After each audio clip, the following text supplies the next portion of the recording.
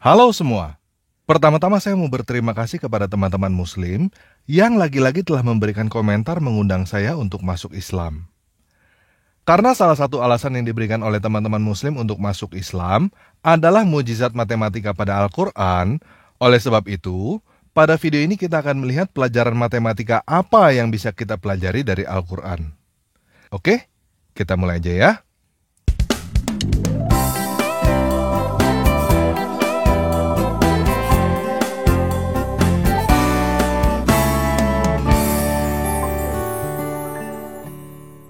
Yuk kita baca dulu Al-Quran surah 4 ayat 11-12.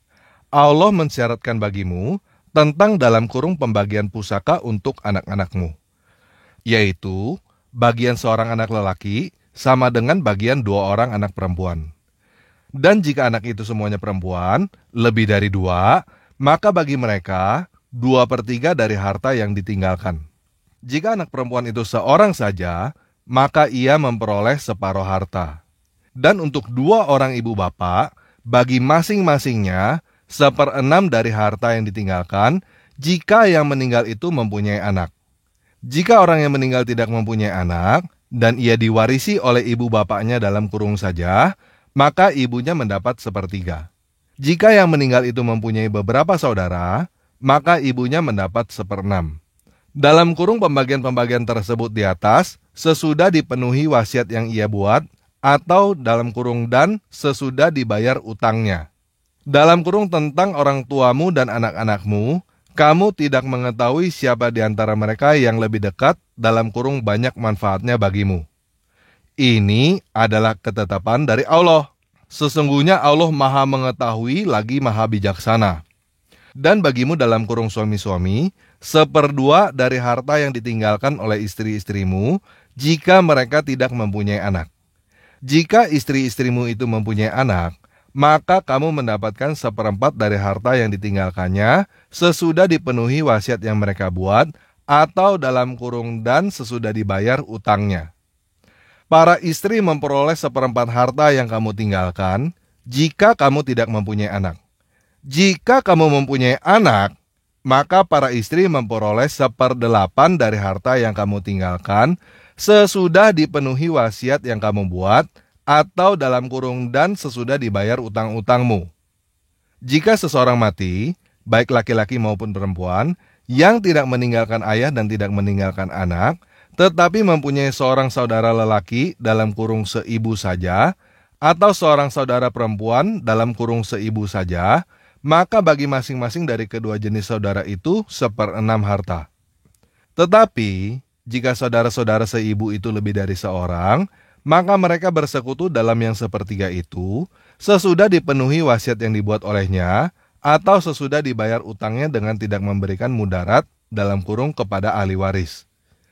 Dalam kurung Allah menetapkan yang demikian itu sebagai syariat yang benar-benar dari Allah, dan Allah Maha Mengetahui lagi Maha Penyantun. Nah, kalau kita baca sepintas seperti ini, kita tidak akan melihat ada yang aneh pada kedua ayat ini. Tetapi, kalau kita mulai memasukkan angka untuk menerapkan rumusan pembagian warisan pada kedua ayat itu, baru kita bisa melihat dengan jelas ada kesalahan matematika pada kedua ayat ini.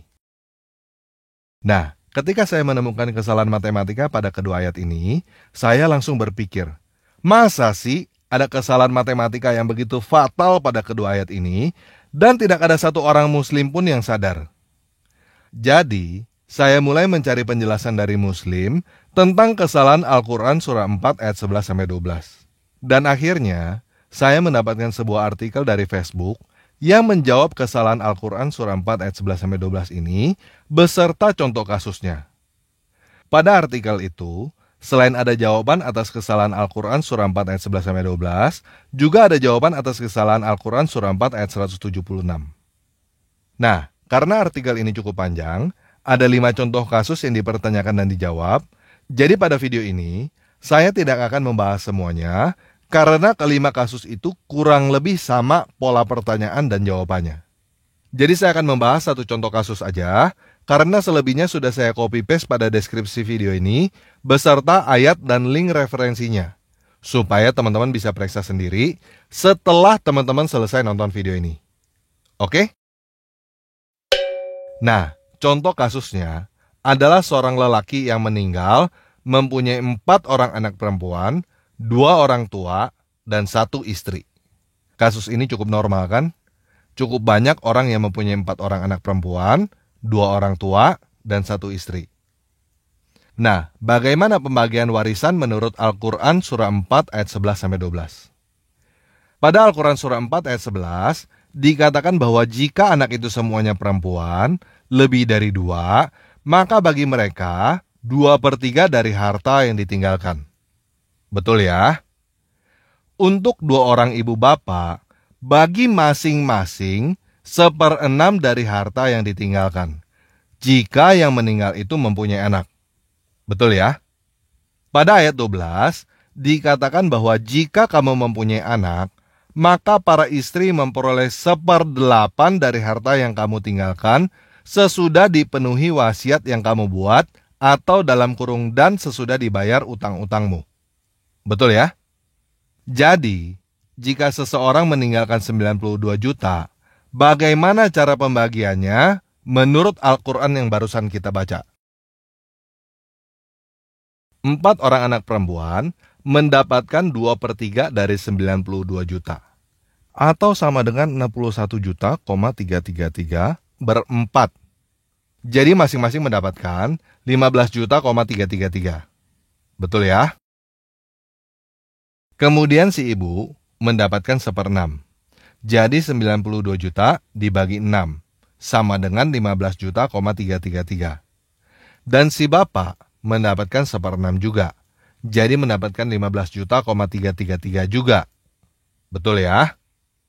Nah, yang terakhir adalah si istri mendapatkan 1/8.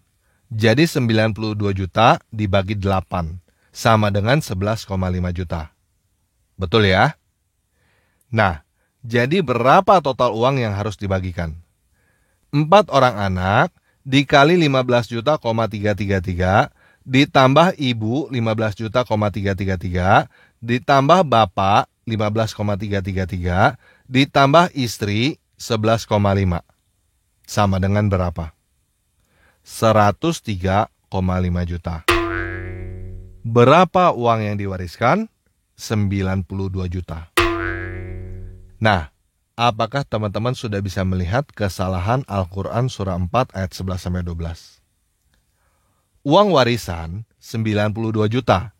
Tetapi dengan menggunakan aturan dari Al-Quran, total yang harus dibagikan adalah 103,5 juta. Sampai di sini paham ya masalahnya? Nah, pada artikel ini ada 4 kasus lain yang kurang lebih sama. Kasus kedua, seorang perempuan meninggal, tidak punya anak, punya 1 suami, dan 2 saudara perempuan. Kasus ketiga, seorang perempuan meninggal, tidak punya anak, punya 1 suami, 1 saudara perempuan, dan 1 orang ibu.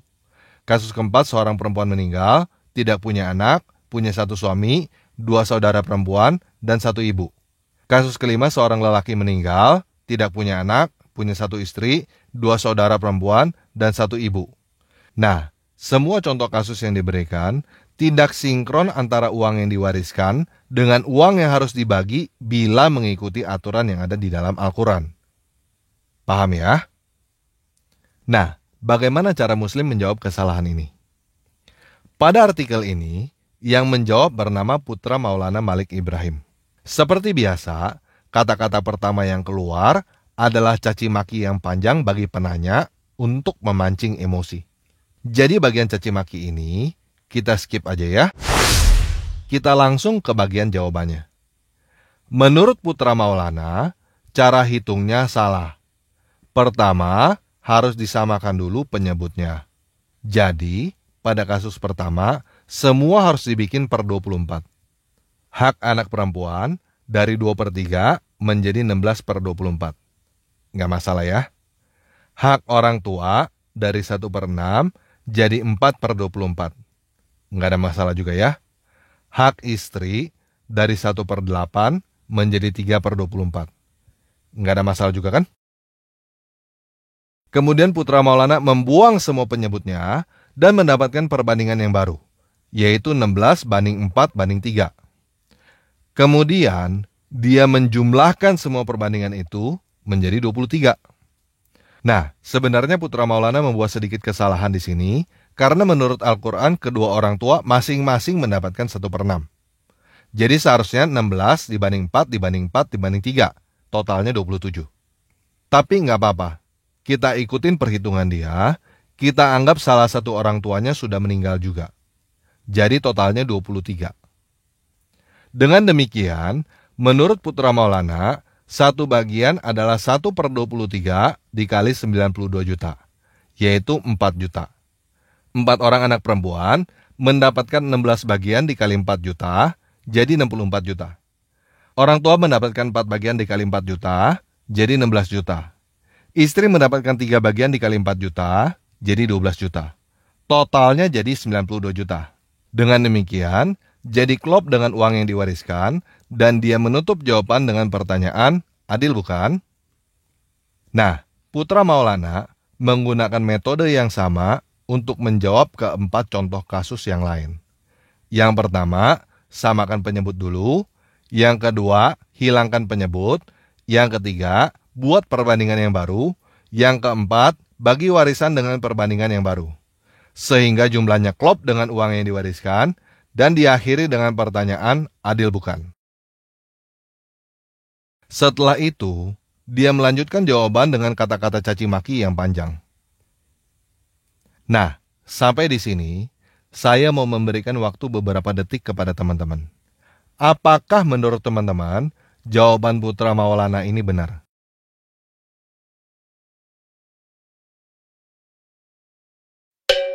Nah, jadi begini guys. Apa yang dilakukan oleh Putra Maulana ini adalah apa yang disebut dengan pembenaran. Mulai dari caci maki awal sampai caci maki akhir, hanyalah upaya untuk membuat apa yang salah terlihat benar. Apakah pembenaran adalah kebenaran? Bukan guys. Pembenaran adalah bukti kesalahan. Untuk menjelaskan hal ini, cukup sederhana. Putra Maulana menggunakan caci maki supaya penanya emosi dan tidak kritis. Coba kita buktikan apakah jawaban Putra Maulana sesuai dengan Al-Quran. Kita ambil aja salah satu contohnya. Menurut Al-Quran, si istri seharusnya mendapatkan 1/8. Betul ya? 1/8 itu berapa persen? 12,5%. Menurut jawaban Putra Maulana, si istri mendapatkan 12 juta. 12 juta dari 92 juta itu berapa persen? 13,04%. Jadi, si istri bukan mendapatkan 12,5% seperti yang seharusnya dia dapat menurut Al-Quran. Begitu juga dengan orang tua dan anak-anaknya, tidak mendapatkan persis seperti yang Allah perintahkan di dalam Al-Quran. Apa yang dilakukan oleh Putra Maulana adalah berusaha menutupi kesalahan Al-Quran dengan menambahkan tafsir dia sendiri, yaitu dengan membuat perbandingan baru yang tidak pernah ada di dalam Al-Quran. Dia merasa bahwa apa yang dia lakukan adalah membenarkan Al-Quran. Tetapi apa yang dia lakukan sebenarnya adalah membuktikan bahwa Al-Quran salah, karena dia merevisi Al-Quran.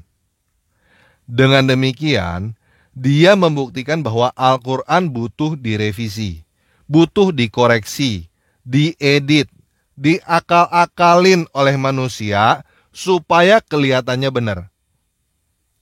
Padahal kebenarannya, kenyataannya, faktanya, Al-Quran salah dalam membuat rumusan matematika warisan. Dan Al-Quran butuh dikoreksi menjadi rumusan baru untuk menutupi kesalahannya itu. Itulah sebabnya teman-teman yang Muslim dilarang untuk mencoba memahami Al-Quran tanpa tafsir. Karena tanpa tafsir, kamu akan melihat kesalahan Al-Quran. Dan itulah juga sebabnya Teman-teman yang muslim disuruh buang waktu bertahun-tahun menghafal Al-Quran di dalam bahasa Arab yang teman-teman tidak mengerti. Supaya teman-teman tidak punya waktu untuk mengerti dan mempertanyakan Al-Quran. Setelah buang waktu bertahun-tahun menghafal apa yang teman-teman tidak mengerti, teman-teman akan menjadi marah dan sulit untuk menerima kenyataan bahwa hafalan yang teman-teman bayar dengan waktu sekian lama hanyalah kumpulan kata-kata yang tidak ada gunanya. Dan akhirnya, teman-teman akan melakukan pembenaran seperti yang dilakukan oleh Putra Maulana. Karena kamu sulit untuk menerima kenyataan bahwa apa yang kamu percaya selama ini ternyata adalah kesalahan dan buang-buang waktu. Jadi begini guys, jangan pikirkan waktu yang sudah kamu buang untuk menghafal apa yang kamu tidak mengerti. Pikirkan masa depanmu. Pikirkan sisa waktu hidupmu yang masih kamu punya. Apakah kamu masih mau membuang waktu, mau membuang sisa hidupmu untuk menghafal kesalahan karena kamu tidak mengerti? Untuk apa kamu menghafal urusan Zainab bercerai dengan Zaid lalu menikah dengan Muhammad dalam bahasa Arab? Menurut kamu, apakah kamu akan masuk surga karena kamu hafal urusan Zainab bercerai dengan Zaid lalu menikah dengan Muhammad dalam bahasa Arab? Enggak kan? Kamu tahu gak bahwa Islam adalah satu-satunya agama yang menjamin kamu masuk neraka?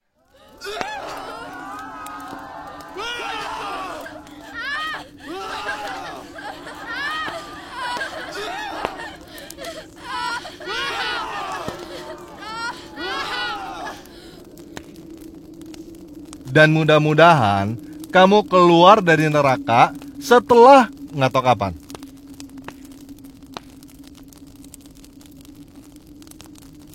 Kalau teman-teman nggak percaya, silakan tanya kepada agama lain. Terserah, tanya kepada Kristen, Hindu, Buddha, atau agama lain. Nggak ada satupun di antara mereka yang dipastikan masuk neraka oleh Tuhannya. Hanya Muslim yang dipastikan masuk neraka oleh Tuhannya sendiri. Kalau kamu mau berdalih dengan berkata bahwa di Quran tulisannya mendatangi neraka, ya sudah, terserah.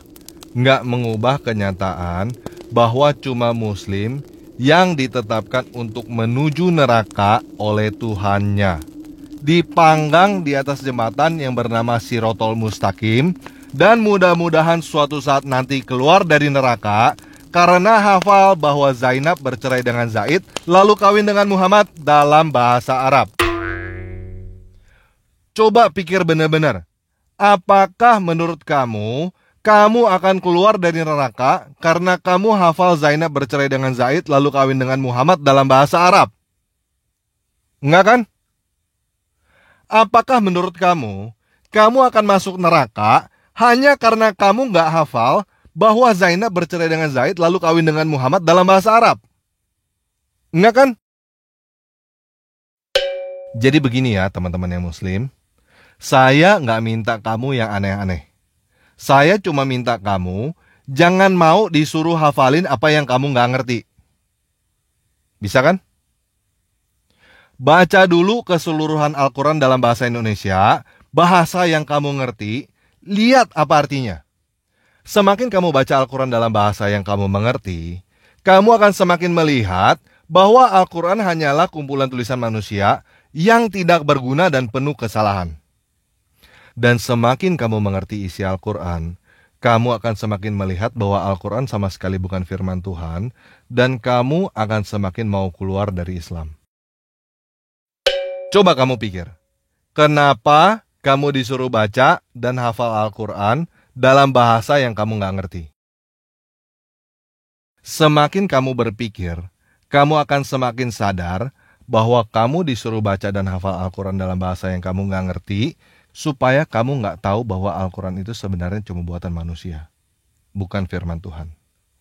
Dan semakin kamu berpikir, kamu akan menjadi semakin berani untuk keluar dari Islam. Karena ketika kamu keluar dari Islam, kamu terbebas dari jaminan masuk neraka. kamu sudah tidak perlu lewatin Sirotol Mustaqim untuk mudah-mudahan keluar dari neraka. Karena Sirotol Mustaqim hanya khusus untuk umat muslim dan adanya di neraka. Umat agama lain tidak ada yang perlu lewatin Sirotol Mustaqim untuk keluar dari neraka. Karena Tuhannya agama lain tidak menetapkan umatnya masuk neraka.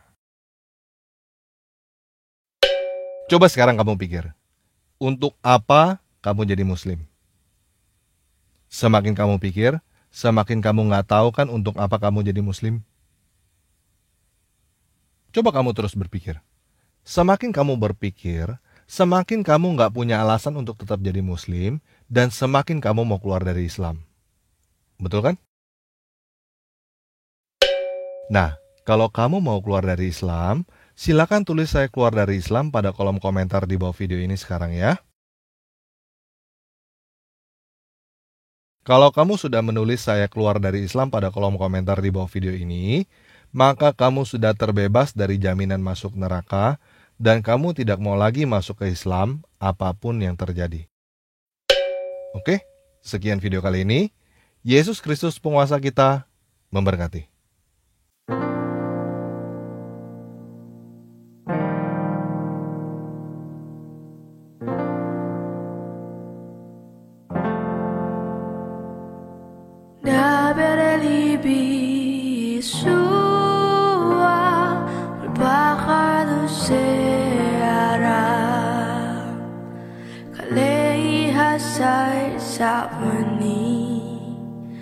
Hasebi selo etba Mili masiko pasar Mili me fio diva Debere libi sua Tabekir bisalfa Berbicaralah Yesusku di bawah sayapmu, Kaulah tempat berlindungku yang menghapus tangisku. Kata yang kesembuhan, kata belas kasihanmu, bicaralah Yesusku.